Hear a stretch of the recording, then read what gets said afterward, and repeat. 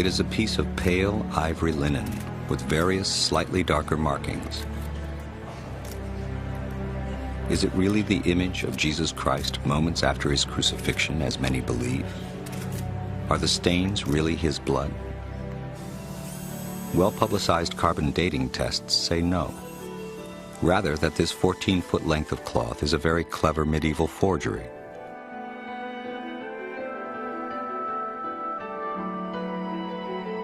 But recent information has raised serious doubts about the accuracy of the carbon dating. Scientists are again pressing their attention to the old question: is this an image of the crucified Jesus?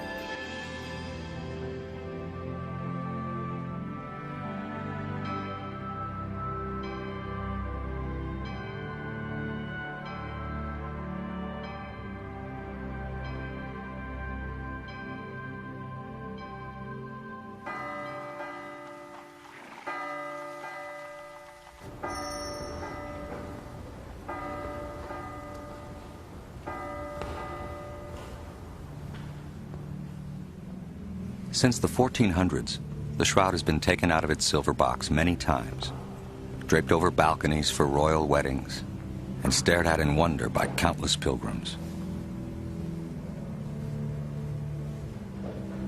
The shroud first appeared in Europe in 1355. It was well known during the worst years of the Black Death, when huge crowds stood in line to see it, when Gutenberg perfected the printing press, and when Columbus discovered America.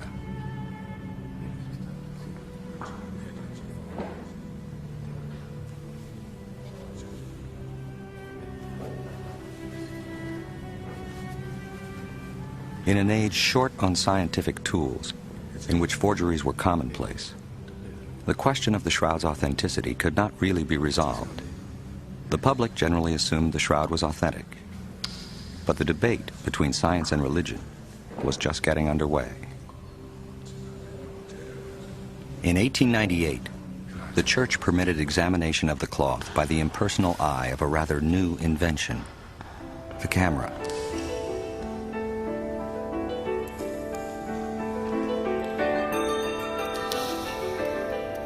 No one could have expected that the photograph Segundo Pia took that day would change forever the way people saw the shroud. For as the photographer's glass plate emerged from the developing solution, he saw a face, a distinct, clear face, unlike anything ever seen before on the shroud. He understood at once that the shadowy image on the cloth had been a negative, and that he was now looking at a positive. He held in his hands an image that would launch a century of scientific investigation.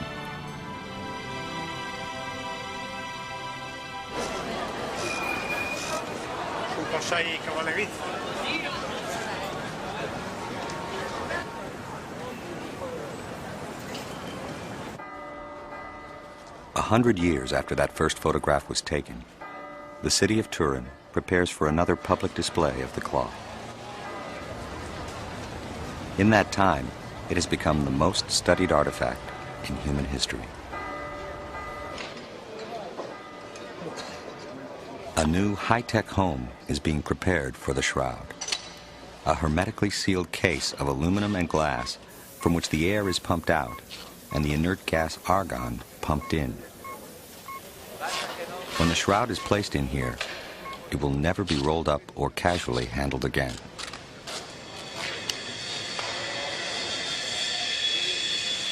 All this activity may seem surprising if the carbon dating tests are correct, that the shroud is a fake. Is it blind faith, or is there reason to doubt the scientific findings? The shroud is again the center of controversy. At an unmarked side entrance, restricted access enforced by guards,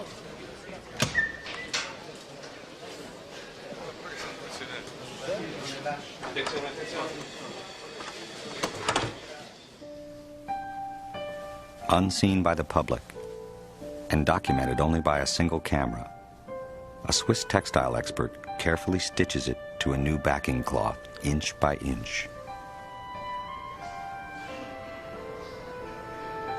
For the curator of the shroud, there is no question about who it is this cloth once covered.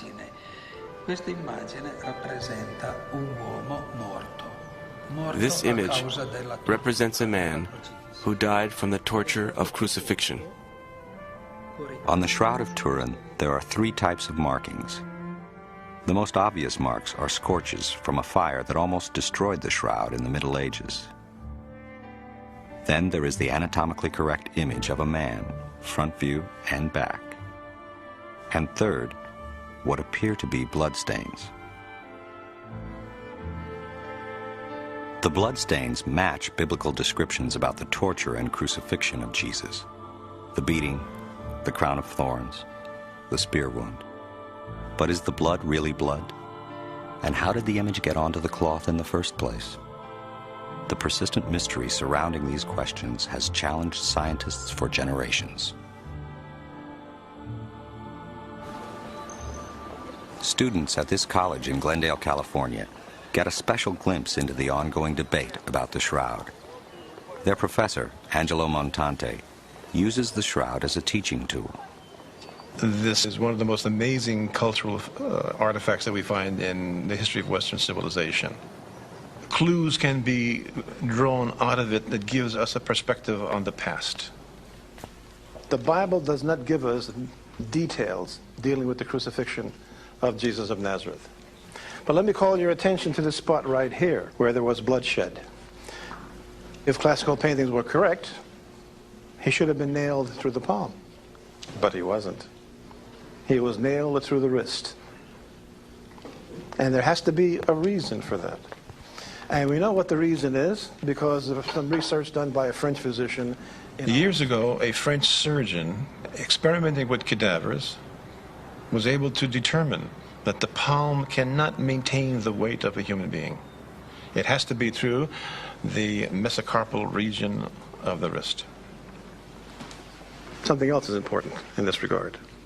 When you nail a person in that area, you press on the median nerve. And when you press on the median nerve, the thumb goes in. And if you'll notice, you do not see thumbs on the figure at all. That's a very accurate kind of thing. How could a forger have possibly known that?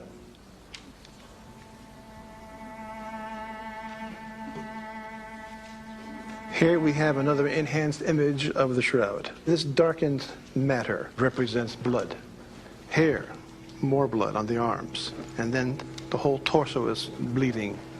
On the side of the torso, near the 5th rib, is an unusual exudation of blood. It matches the shape of the Roman lancia, which was in use at the time of the crucifixion. There is a lot of blood on the shroud, so much so that it makes you wonder at the cruelty of the Romans, that they inflicted such pain on this individual. Cruelty shown on the shroud far exceeds most artistic versions of Christ's Passion. Why would a forger have displayed so much more than people expected to see? Short streaks of blood on the back and legs of the man on the shroud baffled researchers for years, until it was noticed that they exactly matched the peculiar shape of the 1st century whip, the flagrum. I'm holding in my hand a replica of a Roman instrument of torture. It's called the flagrum. And at the end of each thong, you find these dumbbells. Notice that there is a space between the 2 dumbbells.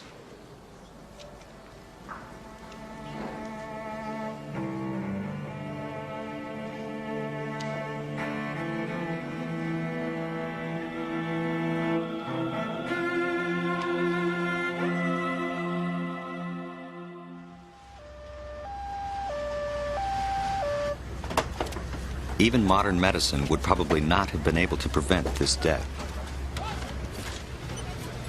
We can determine the severity of the wounds of the man on the shroud because of the anatomical accuracy of the image. An image so accurate, it can be read by a modern physician.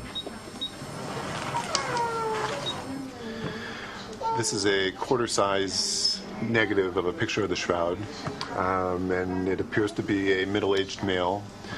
If we assume that blood is going to appear white, there are other things that will appear white as well. But if we As a assume that specialist, blood Dr. is going to Zalut appear is used to white, examining X-rays of acute trauma victims. there's areas of bleeding diffuse about the scalp, both in the front and in the back.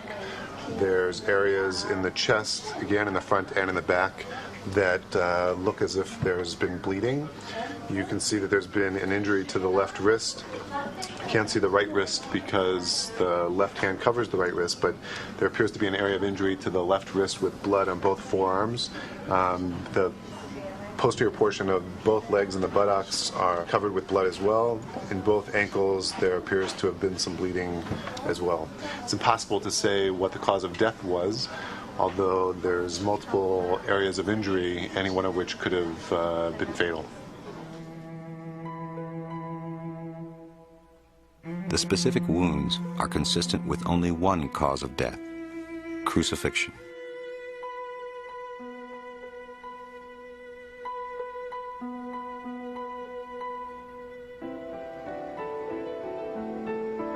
In the late 1970s, a group of scientists pressured the church to let them examine the shroud with the latest technology. An agreement was finally reached, and the Shroud of Turin research project, STURP, was on its way to Italy. STURP was put together primarily with the purpose of examining the shroud to determine how the image was formed. But we had the big problem of never being able to see the thing we were to examine until we got there. It was like an expedition into an unknown part of the jungle. We brought with us a host of technologies, virtually every type of imaging that we had available to us to determine how the image was formed. I thought that I was going to be able to walk into the room, see the shroud unveiled, walk up to it, look closely, see the brush strokes, and go home. Vern Miller was another of the scientists involved. He also started off with a skeptical attitude. The first time I had heard about the Shroud of Turin was from Barry Schwartz, which I thought was a fairy tale of some type. But STURP's objective was to find the mechanism that caused the image to appear on a piece of linen cloth, and not to authenticate the cloth as the burial wrapping of Christ. So relieved of that responsibility, we could look at it in a much more objective way. I didn't know what the shroud was at the time. I'd never heard of it to my knowledge. STURP member Don Lynn took time off from his regular job as director of JPL's digital imaging program for NASA. At the time, we were working on the Viking program, which was a soft lander on Mars. We basically had one day to set up the equipment, get it unpacked, set up, and calibrated. And that night, we were supposed to get the shroud around midnight. And of course, about 11 o'clock, a little early, very unusual, the shroud was brought down the hallway into the room.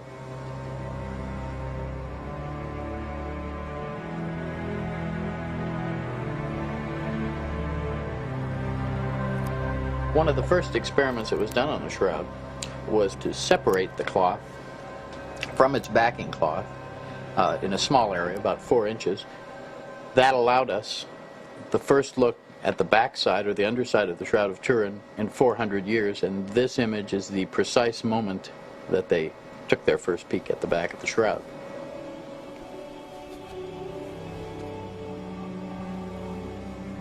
Then Professor Rigi of the Italian team inserted an endoscopic camera between the two cloths. When I saw that focusing light underneath the number 3 bloodstain, I turned off the room lights, he turned on the focusing light, and we saw for the first time that the bloodstains had actually soaked into the cloth the way blood would, and the image did not. Right away, a significant discovery. When viewed from the front, both the image and the blood are seen clearly. But when light is shown through the back of the shroud, the blood is visible, but the image is not. That was something we didn't know until that moment, which meant the image could not be a painting, or we would have a density of paint on the shroud that would show in a transmitted light photograph. We were all anxious to find if the blood was real or not. When I first viewed the shroud during those tests, The blood did not look real to me. The blood looked quite red and fresh, other than something that was supposedly 2,000 years old. To determine if this was real blood, we took samples on a sticky back tape and then examined it in a laboratory much later. It was not until several months later that we determined that this was real blood. Okay, in the next slide, we show the actual blood on the weave of the cloth. Is this the blood of Jesus? Is it the blood of another person who happened to have been crucified by the Romans? Is it the blood of an innocent man taken to create an extraordinary hoax? One of the theories of image formation on the shroud was that it might be a scorch because the color is something like the scorched color of an ironing board cover. In normal light, both scorch and image look the same. Since all scorches fluoresce under ultraviolet light, we imaged the shroud using UV photography. We did not see body image. We got wonderful images of all the scorches on the shroud, but the body image didn't show at all, proving that the body image could not be a scorch. As to what might have caused the image, the scientists ruled out possibility after possibility. Microanalysis of the threads that were brought back determined that the color change of the threads was due to a chemical change, dehydrated oxidation. But we do not know what caused that chemical change. The stains on the cloth are remarkably subtle and complex.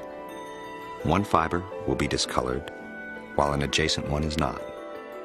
Yet each fiber is only 1/10 the diameter of a human hair. And in some places the image only penetrates to 1/500th of an inch. There is no known way of replicating such markings on a cloth.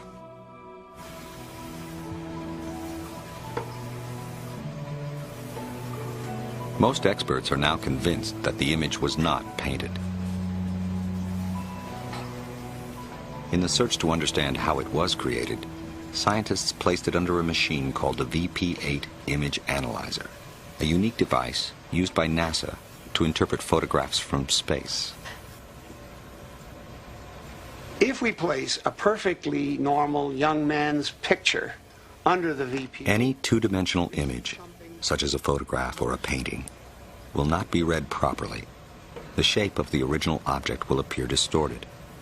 the hair, which we know to be over the brow, is actually sunken because it's darker, whereas the face, the cheeks, are actually elevated because they're lighter. A photograph of the shroud should be distorted as well, but it isn't. When this image was seen for the first time, scientists were amazed. It was perhaps as dramatic a moment as when Segundo Pius saw the negative image of the shroud for the first time. We notice that the nose is above the cheeks and that the face is of the proper dimension. The beard and the hair. The VP8 analysis was a breakthrough, establishing that the image was formed while the cloth was draped over a three-dimensional object.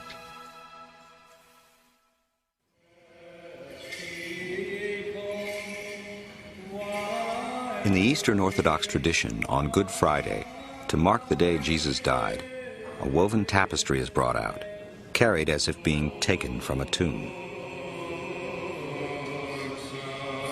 This tradition goes back more than 1,000 years. Each tapestry is different, yet each one bears the image of Jesus laid out on a burial cloth, the body banked with flowers. The similarity to the shroud is unmistakable. Many say that this tradition of placing flowers around an image of Jesus in his shroud goes back to the very beginnings of the Christian church.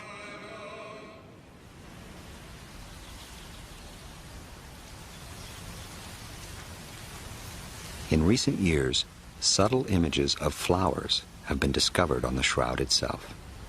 This area of research has been vigorously pursued by Dr. Alan Wanger of Duke University and his wife, Mary. Wanger developed the hypothesis that certain off-body images on the shroud were impressions of flowers. He came to this research from the work of German physicist Oswald Scherman. He noticed these, but I didn't see what he was talking about at first, but later on I noticed the image of a flower very closely resembling a chrysanthemum. And as I backed off and looked around, I began seeing many of these images on the shroud. Obviously, these were banked in around the body at the time of burial. The purpose of the flowers is not known. Perhaps as a fumigant, since the body was hastily buried, or perhaps just to honor the dead. And by studying the shroud very carefully, we feel that we identified actually 28 of these flowers on the shroud. Wanger studied details on the shroud, comparing them with life-size photographs of the corresponding plants they resemble in the field.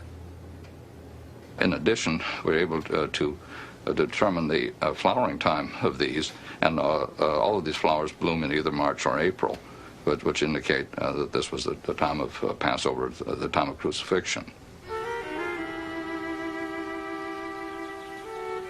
Many of the plants recognized by the Wangers seemed to be native to the Jerusalem area. They showed their findings to Israel's leading botanist, Avinoam Danin. Using details of plant morphology, I was rather happy to confirm their observations. Then I looked more and more, and altogether I marked here about 12 or 13 objects, botanical objects, that I observed on the shroud. One of the plants, Zygophyllum dumosum, was the key evidence for botanist Danin. Not only did he see its image on the cloth, but he found even more precise details than had the Wangers. Did this plant once lay on the Shroud of Turin? We can see here the image of Zygophyllum dumosum. The winter leaf looks like that. This is the petiole. Zygophyllum dumosum grows in only one place in the world, a small area near Jerusalem. The 4 leaves I found is so clear that I can state that the stem of Zygophyllum dumosum was laid on the shroud in the spring. Additionally, I could say to you that it couldn't be that the shroud was made somewhere else. It had to be here.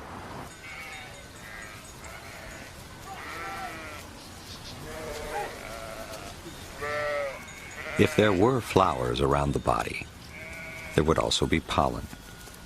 Pollen can last thousands of years, and under the microscope, each type is distinctive. Clues too small for the naked eye, just waiting for the right detective. In 1973, the Swiss criminologist Max Frey was permitted to take samples of pollen from the weave of the shroud. He preserved them on glass slides. Trained as a botanist, he spent years analyzing their pollen content.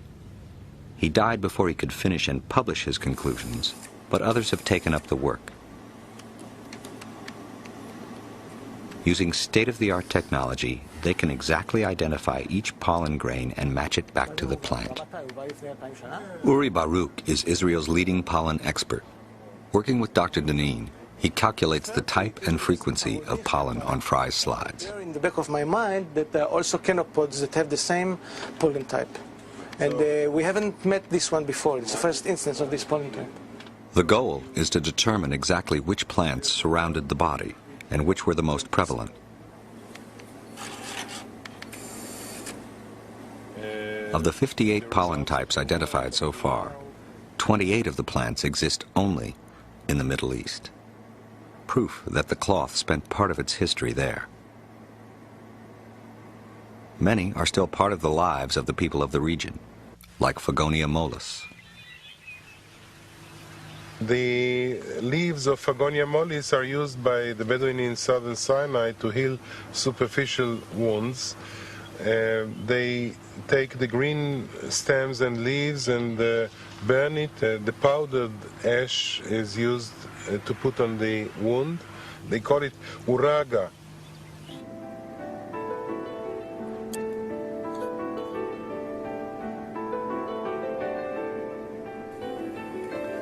There is another Gundelia right now, if you know. The slides have revealed an unusually high density of pollen from a plant called Gundelia terniforti. This particular sample came from an area next to the head of the man on the cloth. You can see the spines, okay? Here one, here one, here one. And the plant that left so much pollen in this spot on the shroud can be recognized by its flower, but it's better known for something else.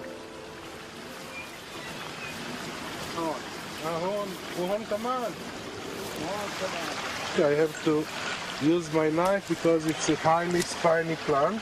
This is Gundelia terniforti, the thistle that has the highest frequency of pollen grains on the Shroud of Turin.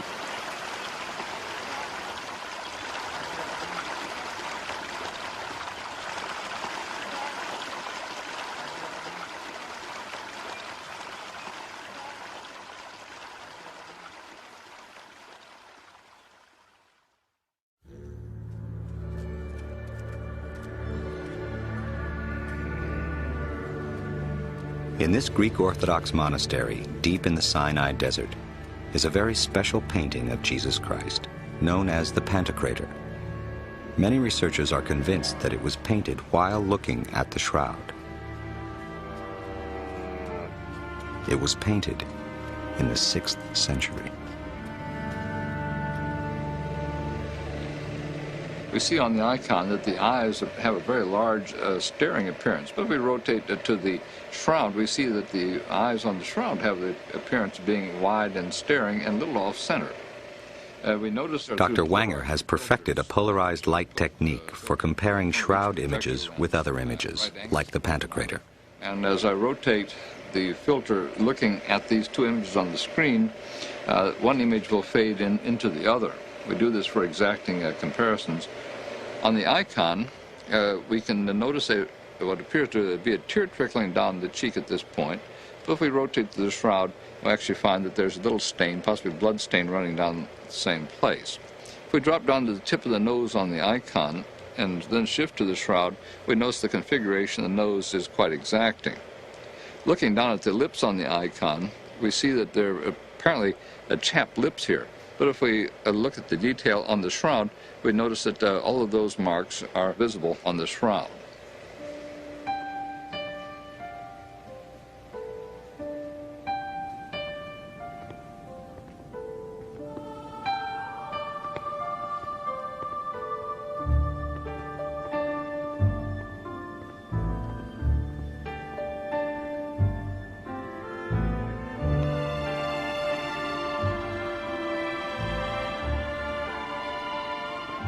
Jesus was the most illustrated person in history, but the Bible never said what he looked like. How do we know? How do we know he had a beard? How do we know he had long hair? Where did artists get their imagery from? Art historian Jack Riley has made a study of the face of Jesus in painting. Is there a common source for this image we all know so well? Each artist has his own view of the man. Suffering, triumphant, the Redeemer, the humble. Yet artists over the centuries have stayed within certain parameters that allow us to recognize the man as Jesus. What are the guidelines and where did they come from? Riley and many other researchers believe there was a prototype Jesus that set the standard centuries ago.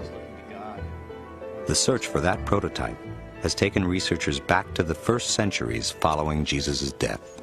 How would an artist get from this image to this image, where we have the beard, no beard, the hair falling down, parted in the middle on both sides? Not here. This Jesus looks like a Roman god. He's painted in a youthful manner. Doesn't have the same characteristics. The question is, what's missing? In the 1930s, French researcher Paul Vignon noted numerous markings on the paintings that have been done of Jesus Christ for many years. These came to be known as the Vignon markings. Let's take a look at some of them. First of all, notice this line transversing across the forehead of Christ.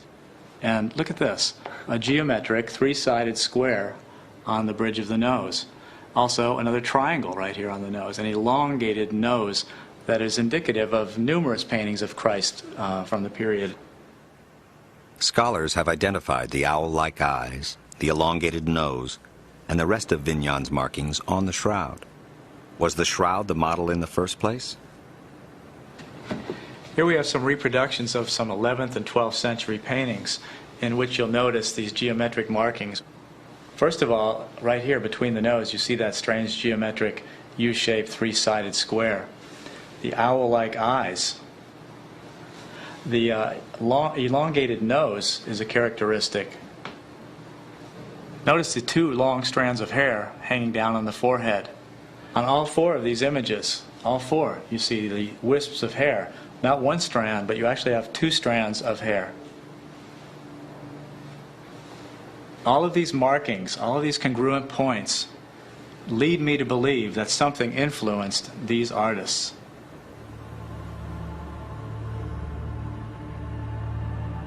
These similarities are not only found in paintings. This coin was struck in 695 AD. We see on the coin a rather crude image here, but as we rotate our filter and then go back and forth, we notice there are some remarkable similarities.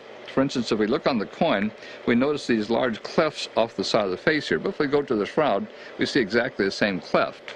On the coin, there's a bridge across right here. When we rotate the shroud, we notice the same bridge there. On the coin, there's a little outpouching here. We rotate the shroud, there's the same outpouching right there. As we look at the eyebrows, we see these match up. If we look at this blood stain on the shroud here, we see that in the hair here. If we even drop down to the fold on the shroud across the neck, we see that the iconographer who was doing this die for the coin included this very exactingly. And there's no question who the die cutter thought it was, because here it says, Issa Christus Rex Reginatium, around here, Jesus Christ, King of Kings.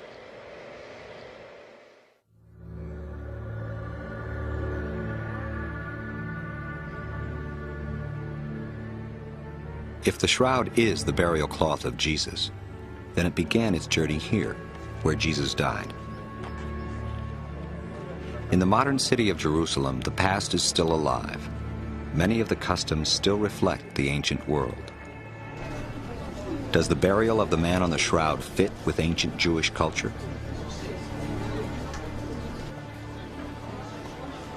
American-born Rabbi Micha Halpern has lived in Israel for many years. He has made a specialty of first-century Jewish life. This is the Via Dolorosa. It's about 1 mile long. It's the traditional place from which Jesus walked to his crucifixion. And pilgrims come from all over the world and have been coming for centuries to traverse this very path.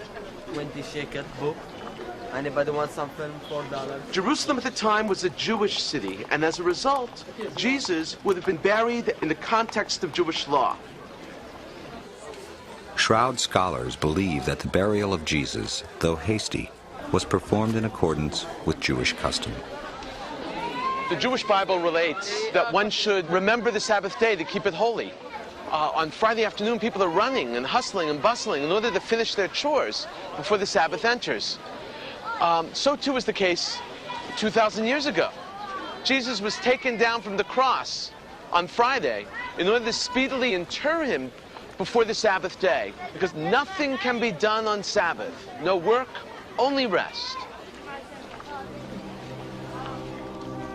Is there any record of the shroud in the earliest years right after the death of Jesus? According to legend, a king in nearby Edessa fell gravely ill and called for the Jewish healer. Jesus has already died, but a cloth bearing his image is delivered to the king.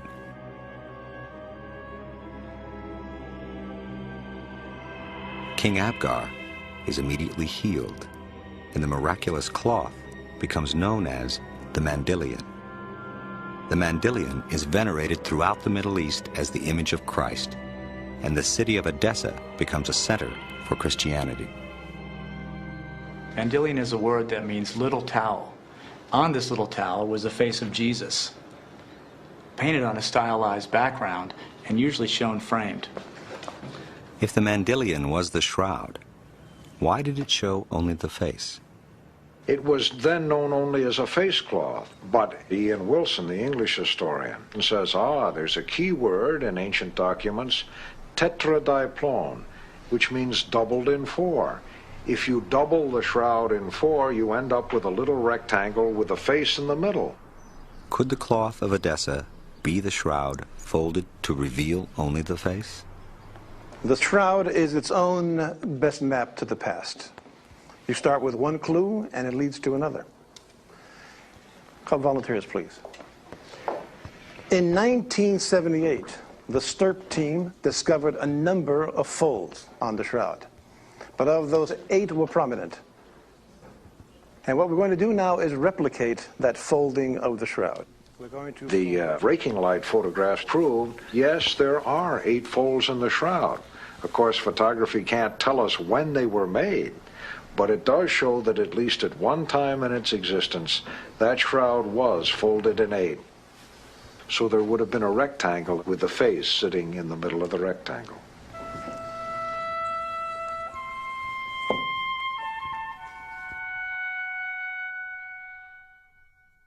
In the year 944, the Mandylion was moved to Constantinople, where it was periodically placed on public view. There, in 1203, a French knight from the Fourth Crusade reported seeing the image of Christ's body on a cloth. A year later, the Crusaders sacked the city and carried their spoils to Europe. Here, the record of the Mandylion abruptly ends, and the record of the shroud begins.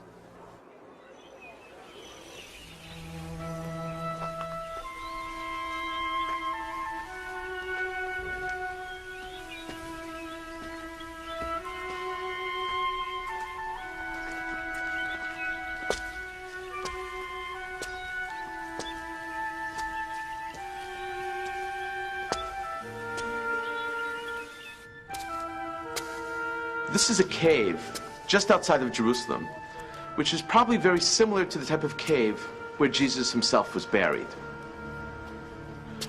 It would be closed with a large rock, a boulder most probably, and that's how the Christian Bible actually describes the burial of Jesus.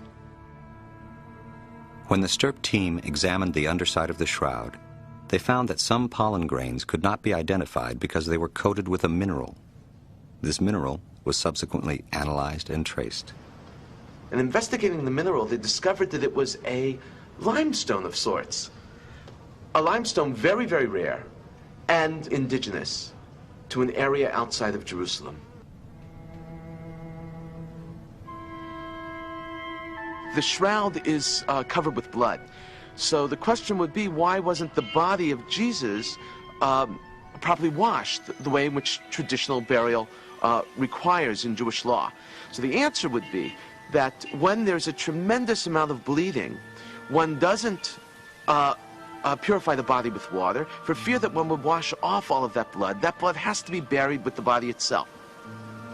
We find that even in today's news accounts of the terror attacks in Israel, let's say, for instance, when in the aftermath of those events you have rabbis and righteous people going around literally sponging up the blood of victims which is on the ground to be buried appropriately.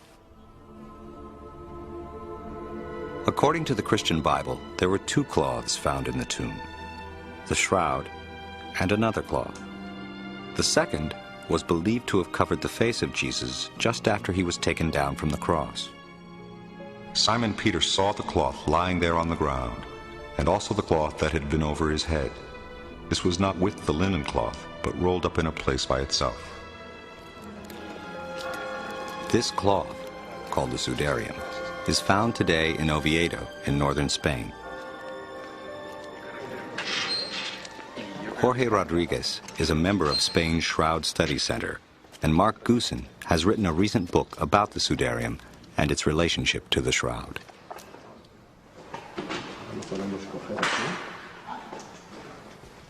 The Sudarium is covered with blood, but there is no image as there is on the shroud.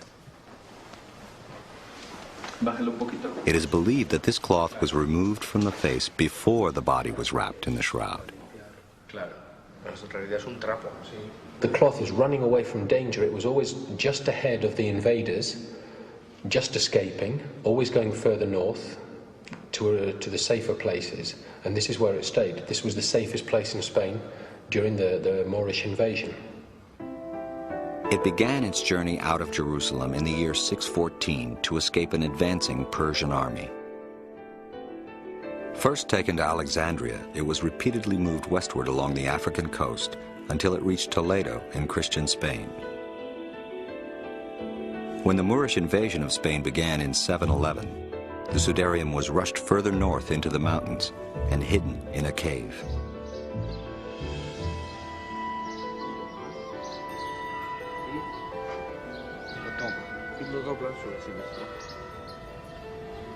Using a replica, researchers show how the cloth was wrapped across the face. They believe it was pressed to the face, absorbing blood and other fluids consistent with the Jewish custom respectfully covering the face of a victim of violence, and then preserving the covering to keep the blood with the body. And these stains here are particularly interesting because they coincide exactly with the stains on the back of the shroud, on the dorsal image of the blood again that was caught in the hair from the wounds from the crown of thorns. They're exactly the same here. Recent home video analysis by Dr. Alan Wanger reveals remarkable similarities between the Sudarium and the shroud. Shroud face superimposed on that of the Sudarium.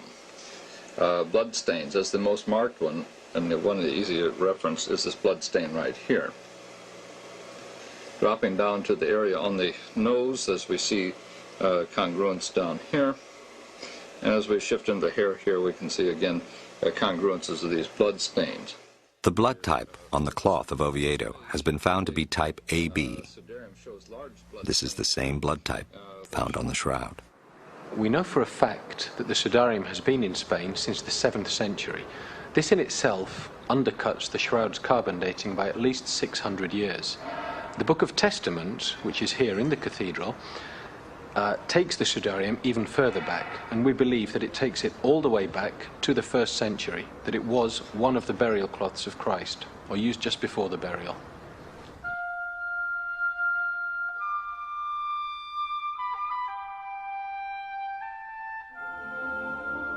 In 1988, carbon dating tests concluded that the shroud was no more than 600 years old.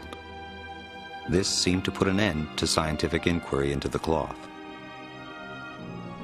Many theories were advanced why the test might be wrong, but few scientists were convinced.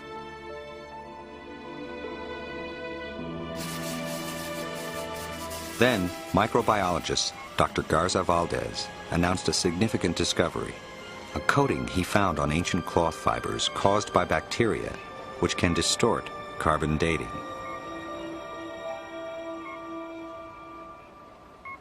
In 1996, he tested a few fibers of the shroud and found enough of this coating to skew significantly the carbon dating results.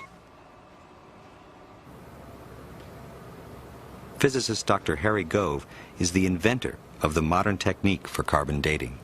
This bacterial contamination is something that the people who did the carbon dating were not aware of. In fact, I don't think anyone was aware of it until Garza Valdez discovered this possibility.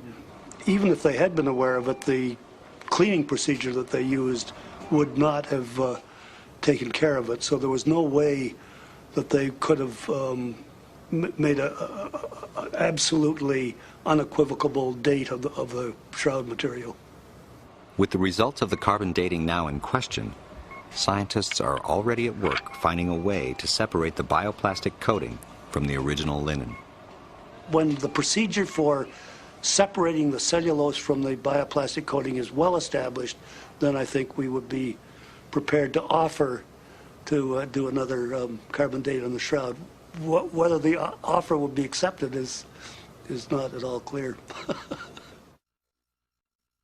With regard to the carbon dating, there is one more factor which, if it occurred, would definitely have thrown off the results: radiation.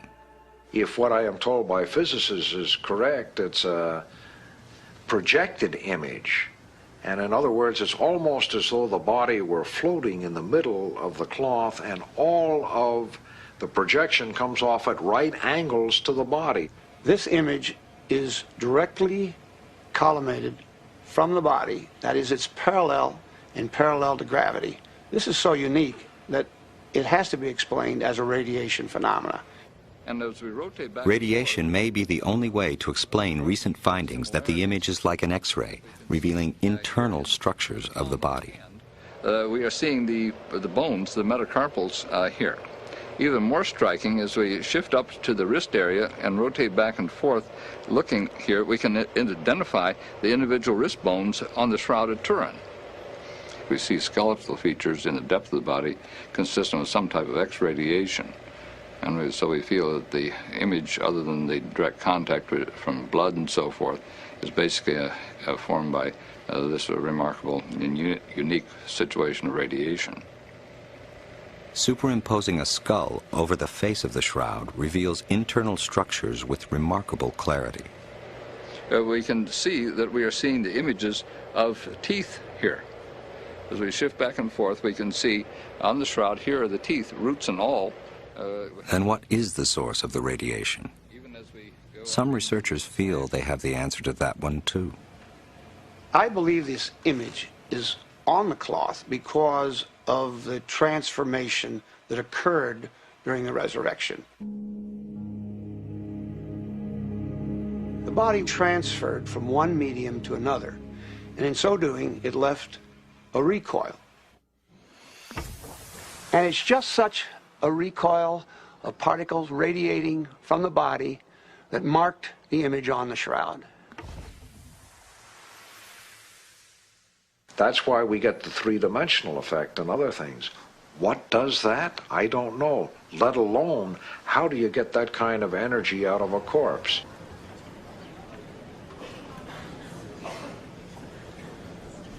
We will never know if the image on the cloth is Jesus. The fascination itself, though, with the cloth is that it links us, everyone, to a death, the death of a person. This shroud is symbolic of the big issues of life after death. Is there a world afterwards? What is the meaning of the shroud? I don't think it's essential to anyone's faith. But in that same chapter 20 of the Gospel of John that describes its discovery in the empty tomb, we also have the story of the doubting Thomas. I think there's still a lot of folk around in the 20th century whose spiritual birth certificates are from Missouri. You've got to show me.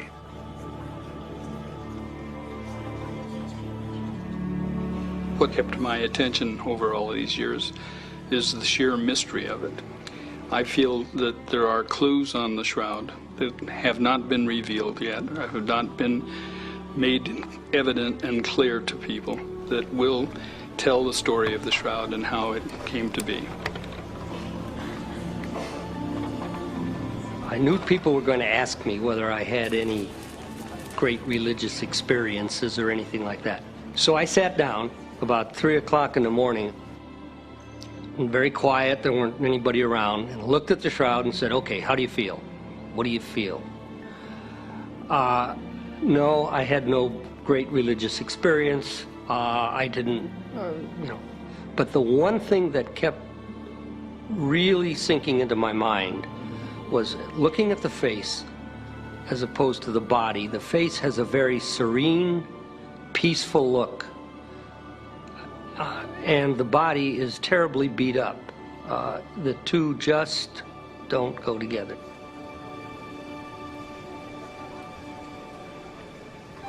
Our team spent hundreds of thousands of hours. And after that period of time, remembering that our primary goal was to go and determine how the image was formed, came back with nothing. Could not answer that question. So in essence, we can tell you what it's not, but we cannot tell you what it is.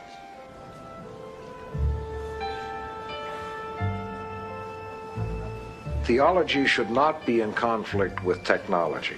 Reason can never prove the divinity of Christ. Science can't make a theological statement. At best, it can say, this probably wrapped the historical Jesus of Nazareth. But the question that theology asked is, who do you say that I am? No scientific laboratory can answer that one. It's still up to the individual to review the evidence and decide for him or herself just what the Shroud of Turin really is.